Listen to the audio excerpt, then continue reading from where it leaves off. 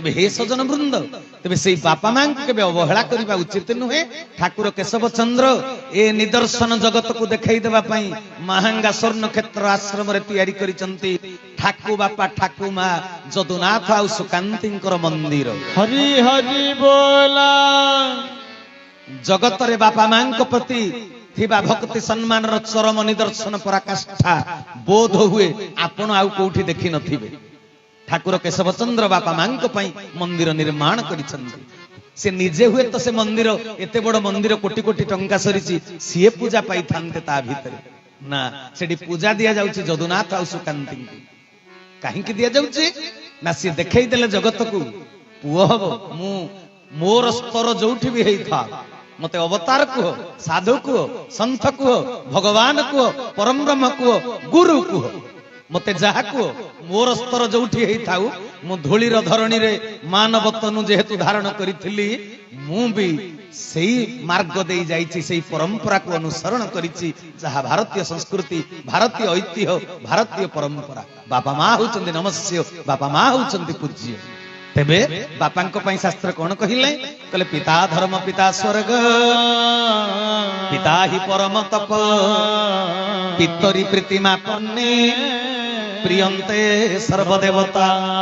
कहले बापा जेतले तुम ऊपर संतुष्ट हो जिवे ना सब देवता संतुष्ट। गणेश बुद्धि देवे सरस्वती विद्या देवे दुर्गा शक्ति देवे संतोषी संतोष प्रदान करिवे सब देवा देवी माने तुम ऊपर संतुष्ट हो जिवे जदि बापा तुम ऊपर संतुष्ट। बुझी पारुचंदी ना कथा। तबे हे सजन वृंद मार भितरे बाहरे सबुठी स्नेहर बन्या ठाकुर एक कथा लिखिछन्ती। मां भितरे स्नेह करुथाए बाहरे भी तार स्नेह थाए किंतु बापा कठोर शासन करती छुआटा काले अबाट को पळेइबो तेनु हृदय भितरे प्रेम स्नेह श्रद्धा को गोपन रे रखी बाहरे कठोर भाषा प्रयोग करती हाथ रे छाट धरी प्रहार करती किंतु स्नेह थाए तांको प्रहारटा मारी दबा पई नहे तांको प्रहारटा तोरी जीवा पा। हरि हरि बोला। सेइते पई ओडिसार दार्शनिक कवि लिखि देइथिले पिता माता ठारू बड़ देवता के स्वर्ग राई जे नाही। पिता माता ठारू बड़ देवता के स्वर्ग राई जे नाही।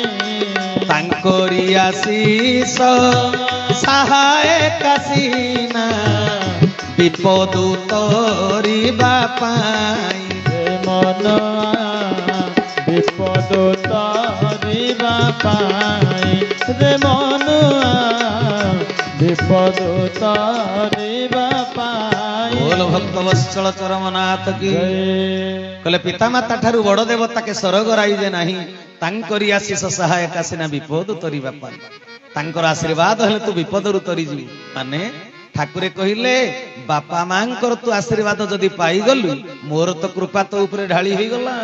हरि हरि बोला। तम पिता माता को संतुष्ट कले जाई गुरु कृपा मिली।